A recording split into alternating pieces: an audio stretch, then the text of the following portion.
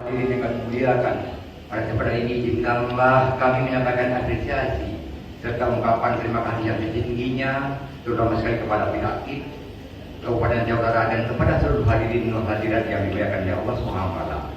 Pemilu kada tinggal hanya seminggu lagi. Kami sangat menyadari masyarakat Aceh Utara semakin cerdas dalam menentukan pilihannya.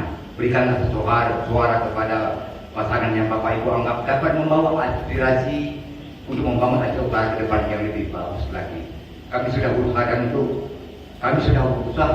untuk mendampingi diri kami selama 5 tahun membangun Aceh Utara. Namun kami menyadari usaha kami belum tuntas sebagaimana yang kita harapkan. Oleh karena itu, kami mohon berkenan Bapak Ibu yang hadir di sini sekalian dapat memberikan kepercayaan kepada kami untuk melanjutkan pembangunan Aceh Utara selama 5 tahun ke depan. Dan kepada saudara-saudara kami yang hadir di sini juga yang tidak hadir pada kesempatan pagi ini, kami berikan salam dan harapan. Jangan lupa untuk mencoblos pasangan nomor 1 Haji Muhammad dan Haji Yusuf. Jangan lupa tanggai membelah bena salah ulo rabu. Ya Pak DPR pilih yang bebe wahai tengku. Nabi pasangan dengan martinan hotel yang paling penting bena pilih. Lain nomor 1.